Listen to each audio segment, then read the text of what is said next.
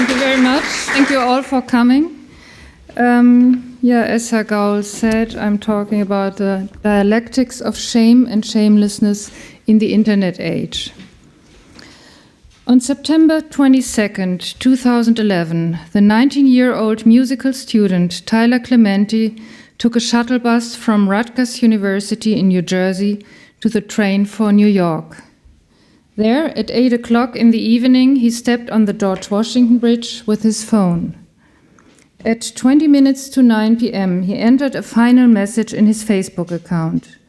Jumping off the George Washington Bridge, sorry. There were no witnesses. His phone and his wallet were found later on the bridge. Clementi had jumped to his death out of shame because revealing information about him had been posted on the internet. The suicide of Tyler Clementi, which was reported worldwide, is only one example among many.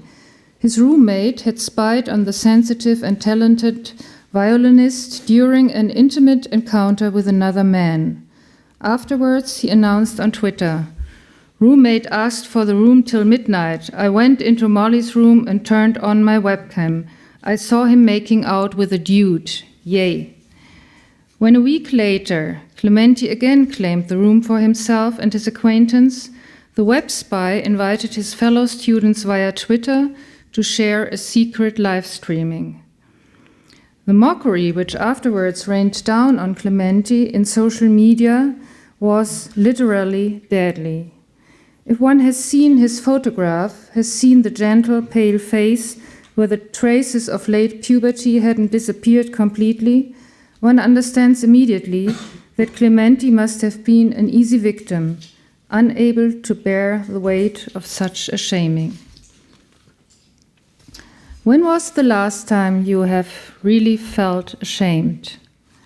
Probably you don't remember exactly, since this is something one doesn't like to think about. But unless you are quite callous or very good at repressing bad memories, it will come back to you quickly. For there is little which leaves us a more indelible memory than a moment of shame. One of those moments when, suddenly stripped bare, we wish the ground would swallow us up. Shame can extinguish. In these moments, we would like to become invisible. Shame catches us wholesale, body and soul together. The alarm of our skin, the blush on our cheeks. Shame reveals our most secret desires and pains. Its chief function is the stripping away of our covers and masks. Voyeurism is the lustful desire which feeds on shame's desire for hiddenness. Therefore, paradoxically, shame is a make-up artist par excellence. We live, that is the general complaint, in an era of shamelessness. And it is true. In a society where self-confident behavior determines social prestige, shame would be an irritating hindrance to the proud display of one's own personality. Hardly any other emotion is so powerful in our everyday context, and hardly any other is so rigidly tabooed. For nothing guides our behavior as determinedly as the fear of losing face. Shame is considered highly embarrassing. Shamelessness is cool. A feeling of shame is mentioned in public discourse only as a defect, as something missing in others. Do bankers have no shame? Asked a recent headline in the New York Times. The answer can only be, hopefully the individual banker has some, certainly the profession as such hasn't. For shame is an individual feeling, even if the process of shaming, and this is my topic tonight, is increasingly a collective one. She was seen on all channels, in all newspapers, all around the world. She was discussed in all talk shows and was an object of countless snide jokes. She was reviled as tramp, tart, slut, whore, bimbo, and of course, that woman.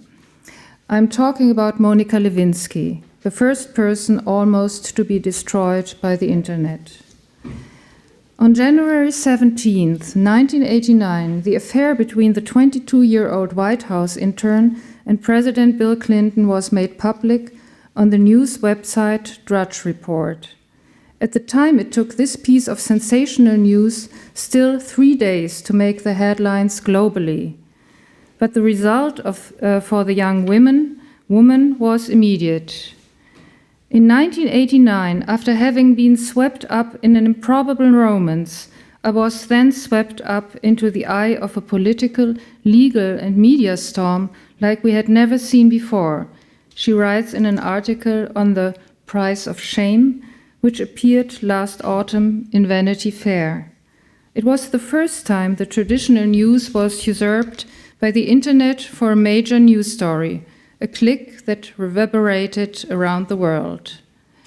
What that meant for me personally, Lewinsky writes, was that overnight I went from being a completely private figure to a publicly humiliated one worldwide.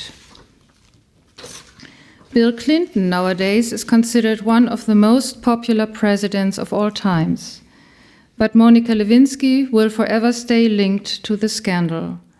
And while the nation forgave Lewinsky's boss not only his lecherousness, but his untruthfulness under oath very quickly, since a perfectly scripted, media-savvy confession will always touch the hearts of Americans, the intern herself was given no opportunity to face down the tornado of insults and humiliations.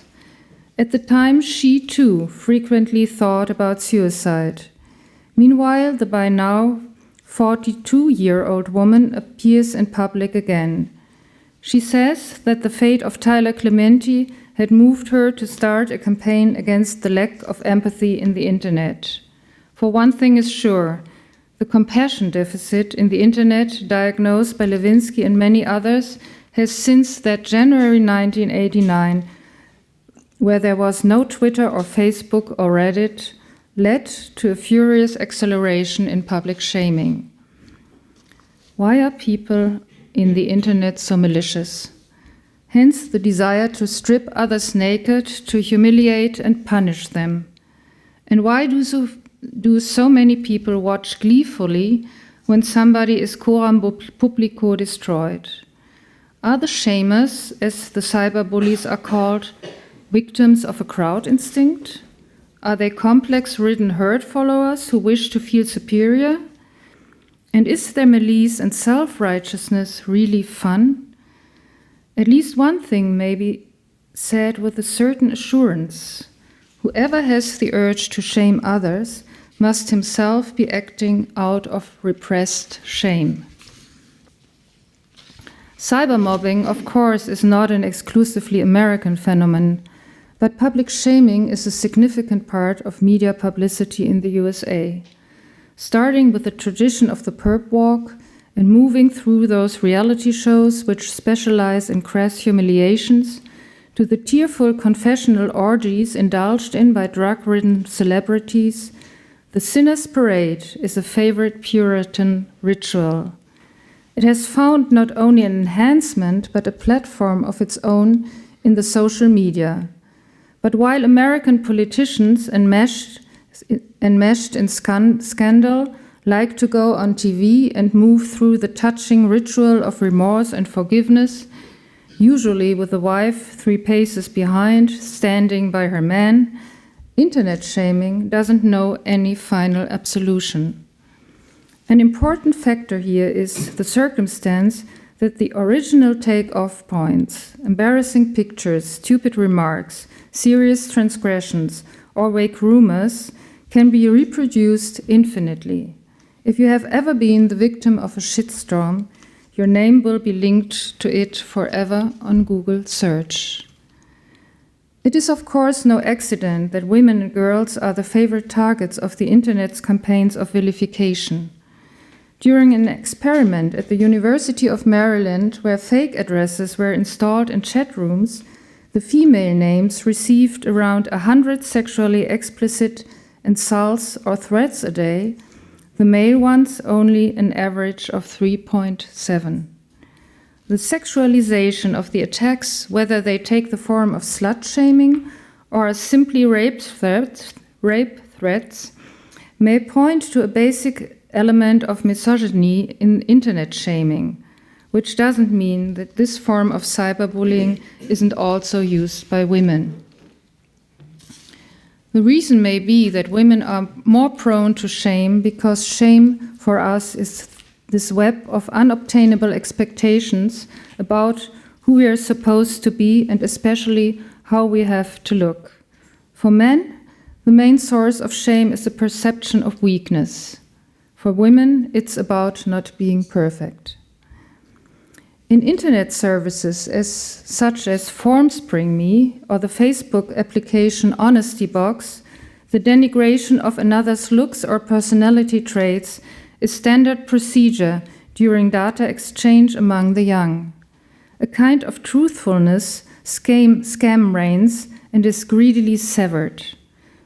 I'm going to tell you how stupid and ugly you really are. Whether it's a matter of irregular teeth, silly clothes, or the labeling of girls as sluts, the cowardly furor of the safely anonymous malice usually hits with destructive force. For the feeling of shame is more than ever enthralled to a relentless ideal of beauty. In quotation, in our modern society, which celebrates the body as the last region where individual existence attains to any meaning, the body must become the decisive symbolical representation of a person, healthy or sick, beautiful or ugly, elegant or seedy, slender or fat. All this counts as visible incarnation of our inner being as a success or defect of our varied existence, says the social scientist Sieghart Neckel. Denigration of the body connects organically, so to speak, with the entire individual, which appears as fundamentally and entirely valueless. This could serve also as a general definition of shame. For shame, as opposed to guilt, which usually attaches to a specific wrongdoing, a morally reprehensible action, shame relates to our entire self. Guilt weighs on us. Shame burns. Guilt means I've made a mistake. Shame means I am a mistake. This is what makes shaming so effective. Of course, the wish to degrade others is not specifically connected to the internet. Still, in this medium, shaming takes on an additional quality. The infinitely reproducible presence of those who have been stripped bare gives them an enhanced vulnerability. Curiously, the victims often obsessively spread the abuse themselves, getting into a feedback loop where they add to their own humiliation by continually posting answers. The urge not only to check comments constantly, but to comment them in turn seems irresistible, even when they are utterly destructive. The New York blogger Emily Gold has some time ago published a confession of her online addiction in New York Times Magazine. She explains how a burning urge to spread the most intimate details about herself around the net was fueled by the obsession to generate as many reactions as possible. Negative remarks were hardly less important than praise. The decisive factor of the addictive character of this permanent commentary is adrenaline. You think yourself at the center of things permanently and at once. Gold had originally been employed by the American online gossip column Gawker to show up and embarrass celebrities, something she did joyfully and with that cocky impudence which necessarily goes with such a job. Until she herself became, after a botched TV appearance, all at once the victim of a landslide of shaming. An incident which showed this woman, who was about 30, for the first time the dubious logic of her own activities. When returning from the late show Larry King Live, she went to her laptop to check reactions to her appearance on her website. Her inbox was overflowing. The sneers there were so ugly that she didn't venture out of the house for days. Her narcissistic mirroring through the permanent attention of her fans had suddenly changed into its opposite. Gold had an experience which many online bullies make. She underestimated the effects of her own activities until she herself became a victim of the mob. It is a well-known fact that many people lack any consciousness of the potential brutality of cyberbullying. Online bashing is usually seen as something governed by a specific code of youth culture. Often the impulse to punish somebody for a stupid remark or a politically incorrect act is swept up by a momentum generated by the sheer number of those who think alike. The miserable result of such a swarm behavior is the so-called gigas effect, after a shepherd mentioned in Plato's Politeia. Gigas possessed a ring which rendered him invisible, thus letting him murder the monarch and become king himself. The feeling of being protected by one's own invisibility in the net leads to a loss of scruples and increases digital aggression. A moderate comment may be ignored, but a threat of murder, not so much. If everybody can go public, the race is on for what has become most precious, the public's attention. A shameless rivalry for attention is the signature of our times, and shaming is, paradoxically, the answer to it. Today we are witnessing a strange development. Fear of an embarrassing situation seems gradually to be replaced by the sometimes unconscious urge to strip oneself bare. A voluntary self-demeaning seems to have become a popular form of marketing oneself. Most reality shows live of this perverse tendency. In a media landscape battening on scandal, the relationship between shamelessness and camouflage, between an obsessive urge to confess and a theatrical strategy to convict, is continually redrawn. One gets the impression that people desperately test the limits of voluntarily shameful behavior in public because otherwise nobody would take the slightest interest in them. Of course, even in the aggressive exhibition of intimacy, there is often contained a remnant of shame, which chooses the internet as a platform to reveal what would be impossible to communicate face to face. It is even possible that the dialectics of shame, the process of revealing by covering up, is most effectively realized inside the internet.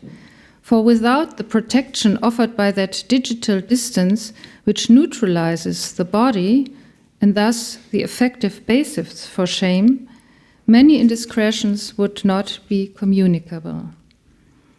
The Swiss-American psychoanalyst Leon Wormser, an expert on shame, sees at the bottom of contemporary shamelessness a lack of fundamental values, individually as well as in society at large. The culture of shamelessness is one that lacks respect, has no feelings of awe, rejects and degrades ideals, he writes in his standard work, The Masks of Shame. According to Wormser, old values which have been refused or rejected are replaced by narcissistic imperatives such as greed for power, ambition, opportunism, and resentment.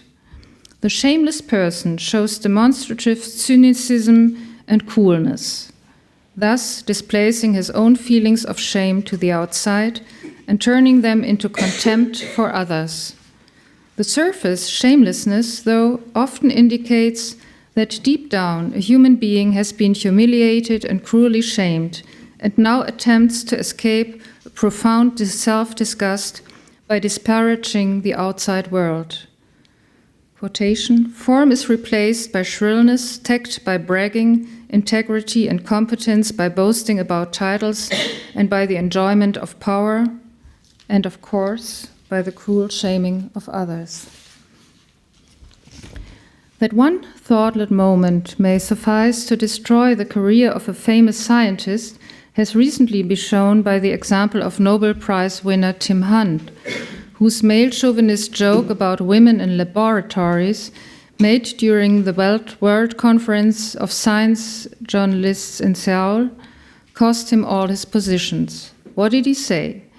He said that women around the lab were a problem because 3 things happen. You fall in love with them, they fall in love with you, and when you criticize them, they cry.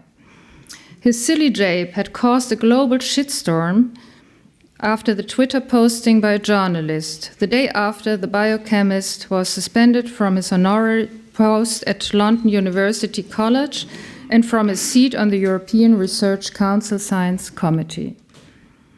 The hysteria of this campaign may have been given its direction and energy by the circumstance that the furious reaction to Hunt's dubious remarks must have seemed somehow morally justified to the shamers, for many see the internet as a space where the elites can be controlled.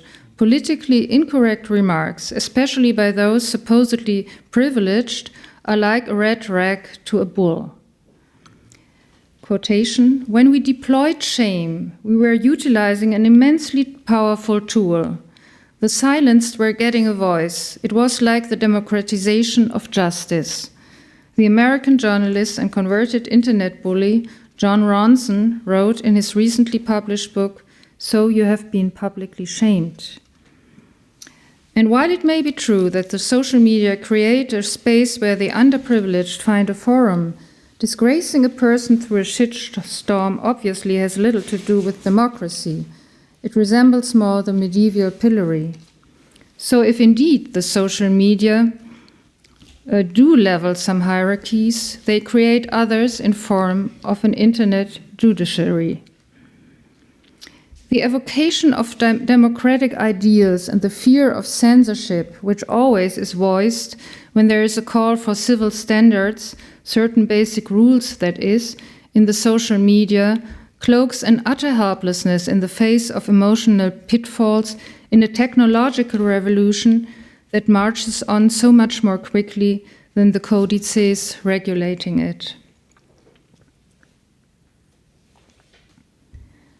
For it must be said that social software, which meanwhile completely dominates communication among the young, is incompatible with the more gentle effects of determining our offline existence. No cushioning airbags, no leveling gestures, no etiquette of considerations have been programmed. The person hit by a wave of online shamings is cruelly alone. Not last because this wave follows the victim into every nook and cranny. A person who is ashamed withdraws into privacy, but the smartphone, which promises to connect us non-stop to the world and which lies beside the pillow of so many, does not permit this anymore. It has become the instrument of an absolute confinement imposed by shame. The tyranny of intimacy, which Richard Sennett observed almost 40 years ago, is now literally in every bedroom. For many people, and especially the young, don't make a difference between private and public anymore. Quotation, Twitter is the place where I laugh, whine, work, schmooze, procrastinate, and flirt. It sits in my back pocket wherever I go and lies next to me when I fall asleep. The feminist blogger Amanda Hess writes in an article about her online harassment. Hess has been threatened so badly that she called the local police to show up at her doorstep. Quotation, the cop anchored his hands on his belt, looked me in the eye and said, "What is Twitter?" Yes, there are laws. But as the sheer volume of such online attacks usually prevents any investigation, the attempts to react to the worst internet abuses by establishing legal sanctions have been largely unsuccessful, nor has any thoroughgoing internal regulation been possible. Twitter has introduced a report abuse button only in 2013. Quotation, we suck at dealing with abuse and trolls on the platform, and we have sucked at it for years, Twitter CEO Dick Costolo recently said, expressing his embarrassment about the company's failure to address abuse and harassment. He didn't admit the reasons why they suck. because the all-important yardstick of the greatest numbers of hits and clicks doesn't permit any controls. Rather suffer any number of online abusers than see them move to a rival. When Leon Wurmser wrote his Masks of Shame, the digital revolution had barely begun.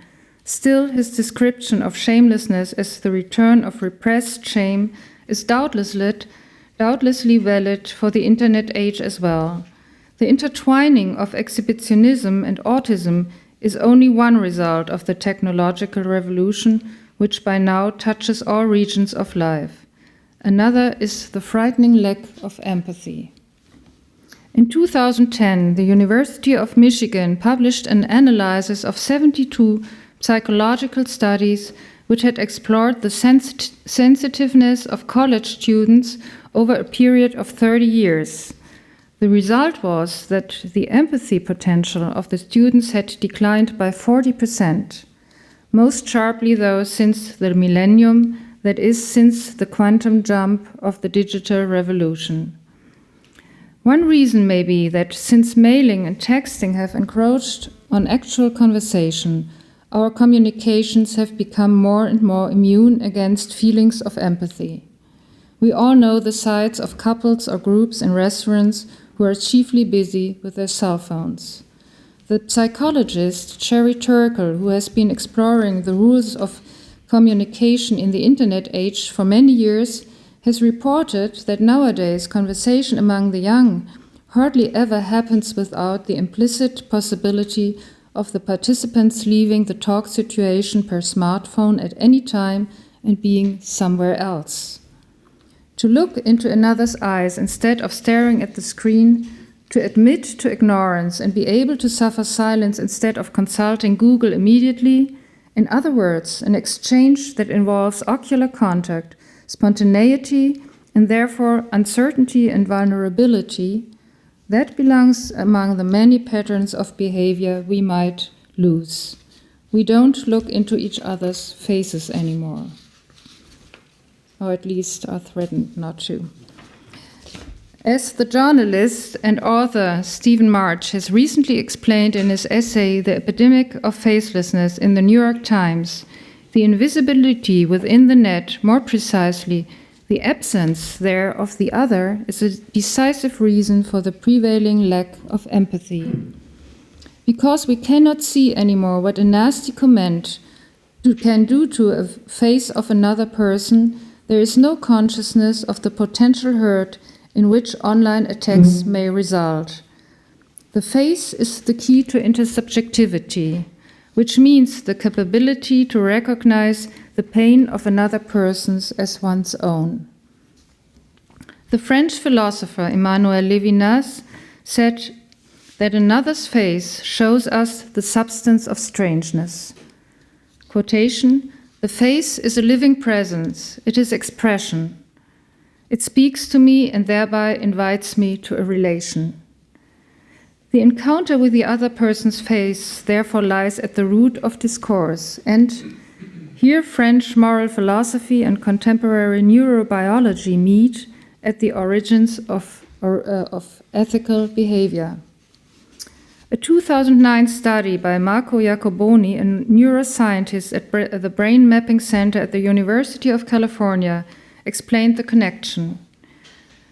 Through imitation and mimicry, we are able to feel what other people feel. By being able to feel what other people feel, we are also able to respond compassionately to other people's emotional states. The face is the key to the sense of intersubjectivity, linking mimicry and empathy through mirror neurons, the brain mechanisms that creates imitation even in non-human primates. In other words, a world stripped of faces is a world stripped not merely of ethics, but of the biological and cultural foundations of ethics.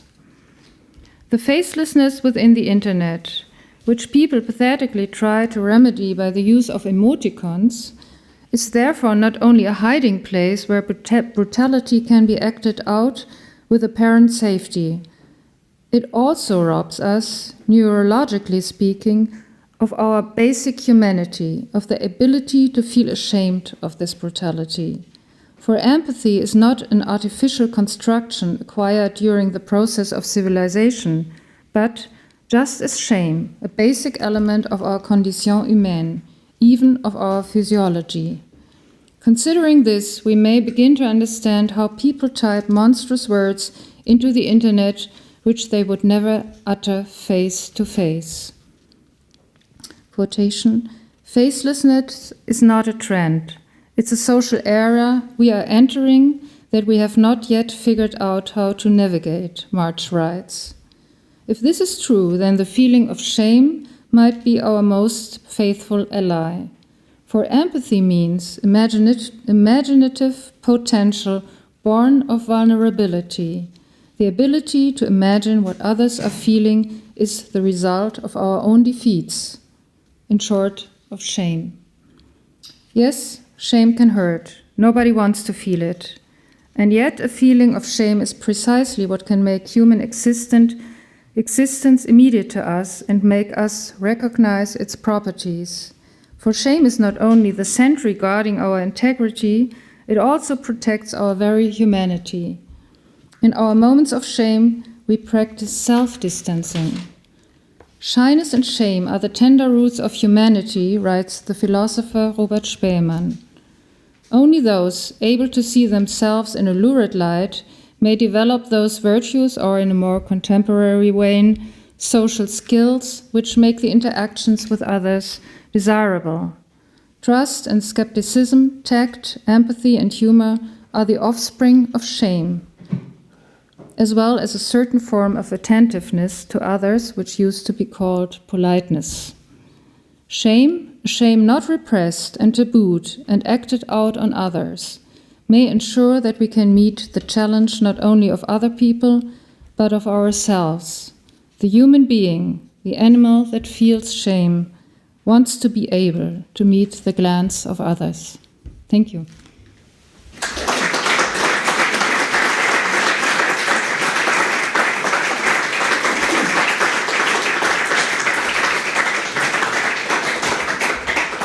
Thank you very much, and now please your questions. If you don't have one from the very beginning, I have one. Just recently in German television they have the journalists have moved to the person who had given these internet comments. And they moved to a person who had been anonymous and talked to them. And they were totally shocked that the thing what they'd given in the internet all of a sudden was given back to them by a human being with a face. Is that done in the United States too? There are two ways to approach this, actually, and there is one fraction who says you have to confront the shamers, and there are people, especially journalists, who were doing that and who had the same reaction. There has been on this popular internet radio forum, This American Life, there has been a reportage of a woman who actually really did this and was confronting the person who had shamed her brutally. And he was completely, as you said, surprised. And that's what I wanted to show, that most people really don't have any idea what they are doing to other people, and when they are shaming them with from anonymity. But there are other people, and I can understand that too, who say, don't react at all. You make it worse if you react to the shamers. They feel as if they could go on forever, so they feel bestätigt. What's the word for that? Encouraged. Encouraged, exactly. If you react, just leave it alone. Don't even read anything which is disparaging, but tell this to a 14-year-old or 12-year-old girl, and they, of course, they do read things and And as I said, they even spread it because it's I think it's kind of it's two things: a kind of magic thinking, make it go away, and on the other hand, the feeling of injustice and want to make it right again. Questions? Yeah, I'd like to follow up. Wait for the mic. I'd like to follow up on that question and get a sense of scale. I don't have a Twitter account, but I know if somebody has, let's say there are 100 comments, seems like a lot, but there are undoubtedly hundreds of thousands of users, if not more. So when you look at this problem, and it's a legitimate problem, what is the scale? And is it any different from anomalies in the population at large? And I didn't understand the last sentence. Is the problem any different from, let's say, the percentage of psychopaths in a population? Yes, I think it is, absolutely. Because I think that is the really new thing, that almost everybody can just participate in such a shaming. And as I said, it's kind of a herd instinct. They are feeling that somebody is saying something, and they may only think they are talking about their opinion, or and then it's this so-called gigas effect is that there is this herd instinct which comes from the sheer mass, and I think it's not only psychopaths. It's a lot of just completely normal people who don't realize what they are doing, because they're suddenly this wall is da sind keine Schranken mehr, also no guards no barriers anymore. Yeah. Thank you very much. So Eva Geulen, from the ZFL in Berlin. That was very interesting. I just wanted to ask you more, or ask you to elaborate more on the erosion of the public-private distinction. Because we all know that the experience of shame is always related to a sense of public. You can be ashamed without being shamed, right? By yourself, and you can blush all by yourself, even though there's nobody around, you assume a public. And it seems to me, more than the decline of empathy, the erosion of the distinction between private and public is the issue, right? In which case, it is the last part of your talk about the loss of empathy was kind of psychological, neuropsychological. The first part would make the issue political, because what needs to be done is an education or a redrawing of the distinction and the relation between what it means to be public and private in the internet. I completely agree. So that is what I tried to say, with that especially young people don't make any distinction anymore. They have their phone, they young girls who use webcams to prostitute themselves. They have, they think they take the chat room into their bedrooms, and they have no idea what could happen to them, because they have the feeling, this is my intimate space. So and then they prostitute themselves, and then they end on platforms, pornography platforms, and then they are shamed. And then that has happened to many girls, especially but not only in the USA. This is international. And then they kill themselves. It's by large numbers. It's because they don't have any sense of the distinction between privacy and the public sphere. And as you said, it's completely right. Shame actually usually is there to guard the private sphere. But since this erosion, there is no distinction between these two spheres anymore, at least for many young people. So. Here's a question.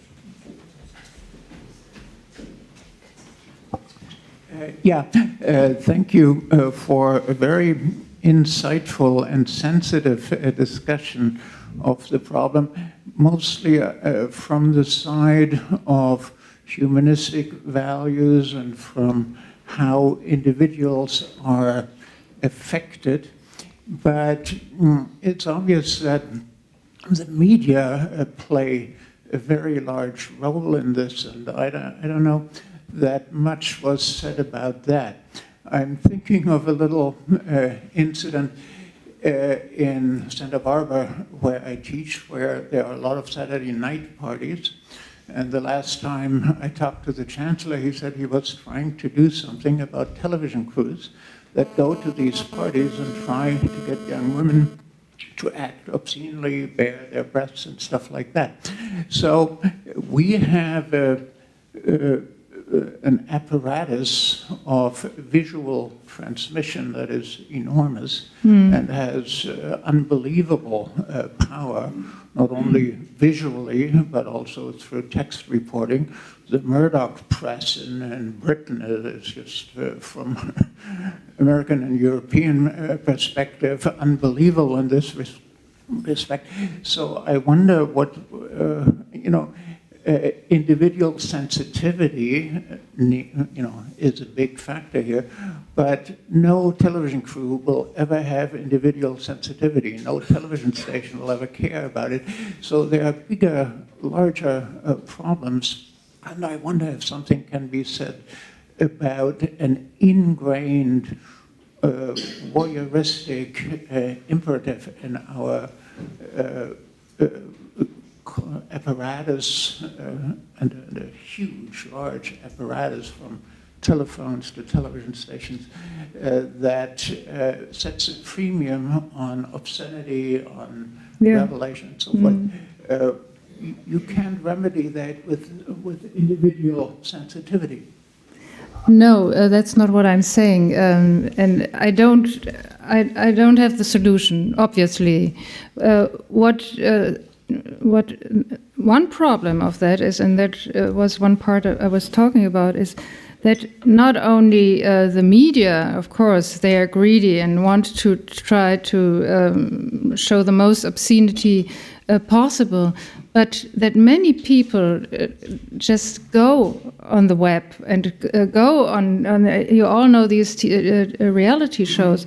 They really want to feed this greed, and there is a dubious interplay, and I don't have the solution how to prevent that. Obviously, nobody has, but I think what the woman said in the last row, that education here is very very necessary, and that people protect themselves. You can't change the media, so and you can't change this greed for obscenity, and it's the greed of the readers and the viewers, and they of the voyeurs is. Legislation, I think you can touch the media more than individual sensitivity.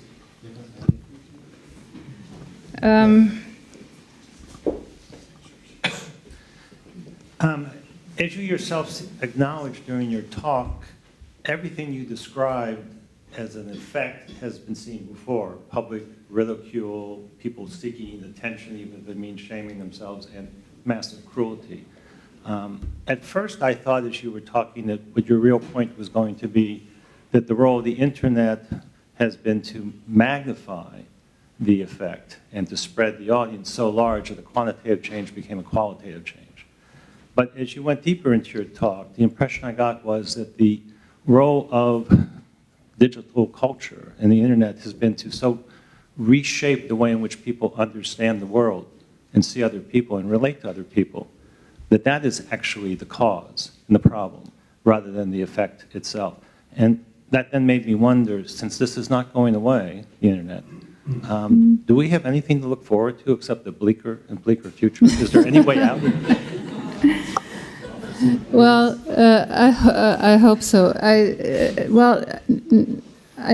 I think education can do a lot here, and if you become aware of what's going on, I think with the time there will be means to counter this evolution or this development. Is better. So. As I said, I don't have the solutions at hand, but I think if we develop a certain conscience about these points, that's the first step, and educate especially young people how to deal with it. There are a lot of platforms on the internet itself who try to help with this problem, but right now it is a problem. Nobody knows how to deal with it. And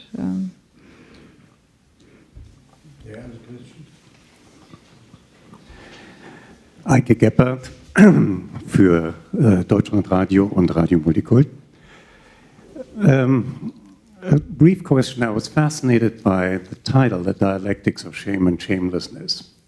And not to play devil's advocate, but I wonder if there could be, in your view, I haven't read your book yet about it, in your view, some positive aspects to shamelessness, including self-immunization against shitstorms and things of that sort.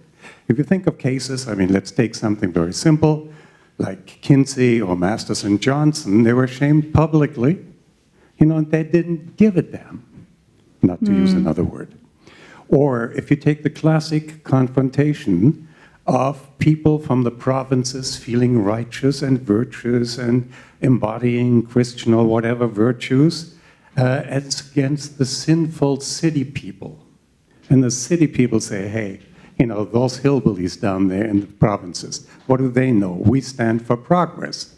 We are shameless in their view, but obviously we are legitimated by a much better kind of vision than they're backwards, they're well, hillbillies. Is there something positive, like in the sense of immunizing yourself, the capability of immunizing yourself against shitstorms and against being shamed, if you cultivate a certain kind of, in quotation, shamelessness? A certain kind may be, but if you think of let's say, the so-called sexual revolution, and that was a shamelessness, which a lot of people liked to celebrate. And if you see today what actually happened there, for example, at the Reformpädagogik, it was a very convenient shamelessness for a certain kind of people, but I think what happened there with what they did with children, it just went too far, obviously, and so I'm not sure. I understand the question, and it may be, but I'm not sure if shamelessness is the real Gegenmittel. So shameless is as such courage, yes, and not giving a damn, yes, but that's not necessarily shamelessness. But not So. being able to be shamed, you can immunize yourself against it by feeling that you represent a better value or whatever. Well, there are a lot of people who obviously do that, and if you think that's a good thing, how are they called? The Kardashians and Paris Hilton, and there are a lot of people. Bill Clinton. Bill Clinton has shown, at least knows how to show shame, and he obviously is with his skin is perfect for that, because he is so fair-skinned, and he can really blush for the cameras perfectly. So I wouldn't call that shamelessness, but courage, yes. Unverschämtheit. Yeah, Unverschämtheit, for example. Next question. Yeah, no. I have another one here. Didn't want to monopolize it, but I just wonder how far you would go distinguishing or emphasizing the gender difference, which you mentioned in the beginning.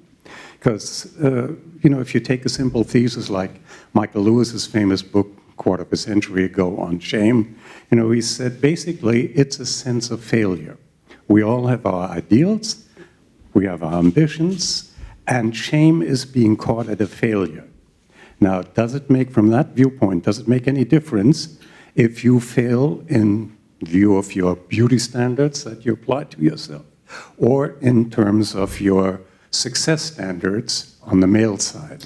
Would you emphasize that gender distinction? No, I wouldn't say that the feeling of shame itself, this feeling of being washed in shame, all the bodily expressions of shame are not different. The feeling itself is not different. I think the reasons why women and men are ashamed, why they think they fail, are different. So it's for women. It's not only not being beautiful, but although this plays a big role, but especially this not being perfect. There are all these ideas how women have to handle their work life and so on. They feel ashamed when they can't take care of their children and so on. I think the reasons why people feel ashamed, women and men, are different. Yes, and for men it's always they have to be strong.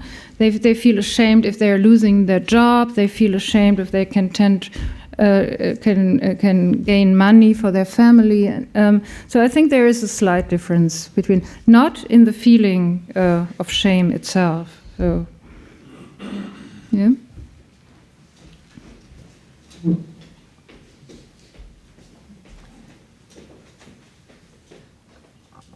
Thank you. My name is Eva Bösenberg from Humboldt University. I don't think it's a slight difference.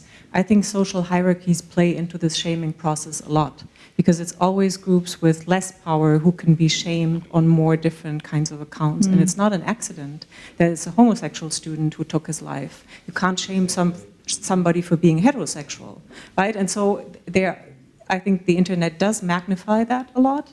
But what I've seen very clearly builds on social hierarchies that exist outside of the internet as well. And so it's not random who gets shamed for what. And there is a distinct difference in how often certain groups get shamed and can be shamed. And it starts, you all know that if you look at negative words used to address certain groups, there are lots of negative words used to address women's sexuality, very few to address men's sexuality, and so forth. So I think this is not really totally separate from power relations and power imbalances outside of the internet. They're really magnified in that context. No, I wouldn't say it's separated from the power hierarchies. That's for sure. What I wanted to say is that the feeling of shame itself isn't different between men and women. Of course, there is a hierarchy, and as I said before, the sexualization of shaming meets basically women, and no, that's right. And of course, a question of hierarchy. Yeah, definitely. Another question? Yeah. Third one, then it's finished. From your side. But the media has to ask questions. You mentioned the sociologist Eckhart Neckel with his classic book on shame, and you're familiar with Neckel's critique of Norbert Elias' thesis of the internalized barrier for shame. In earlier days, in the Middle Ages, for instance, shame was a public issue, the way it is very similar nowadays. Then Elias' thesis was that the control mechanisms have been increasingly internalized and internally reproduced by the individuals. Erich Fromm once put it beautifully. Once he said, most people think they want to do what they have to do. Now, something very similar apparently is happening, and I wonder how you would see the role of the internet toward what Elias calls the process of civilization, the civilizing process, to be more precise. That's the way it was translated. If it sort of devalidates Elias or rather confirms him? I think Elias is right on the one hand, on the other he isn't, because I don't think there is a development in shame or shamelessness which goes chronologisch. So it becomes more and more, or less. Hans-Peter Dürr said it became less and less. We can actually see both things at once. There's obviously a lot more shamelessness in the internet today, or in the media than before. But I don't think that it's more or less. It changes. It becomes today. I think it's more. Es verschiebt sich. For example, the sexual body isn't that a shameful object anymore. But how we look is extremely prone to shaming or not. So I think only the reasons why we are feeling ashamed are changing and going through different phases, but not a development or an evolution to more or less. So that's my opinion. It's like circles. The medieval ages were much more shameless than let's say, puritanische Zeiten.